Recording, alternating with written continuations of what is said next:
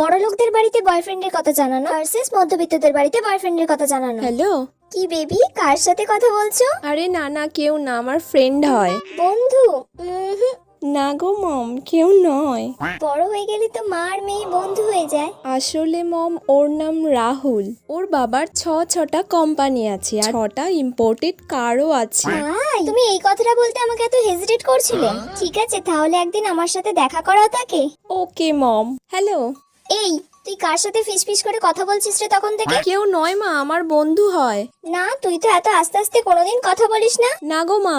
কিছু হলে বল না, বড় হয়ে গেলে মা আর মেয়ে তো বন্ধু হয়ে যায়। তুমি বাবাকে কিছু বলবে না তো? আচ্ছা, তোর বাবাকে আমি বলবো না। আমি ওই পাড়ার পল্টুকে খুব ভালোবাসি। ওই পাড়ার ওই ভ্যানোলার ছেলে পল্টুর সাথে তুমি প্রেম করছো? আজকেই আমি তোর বাবাকে বলবো। কলেজ যাওয়া তোর আমি বন্ধ করে দেবো, দাঁড়া। তুমি যে বললে বাবাকে কিছু বলবে না।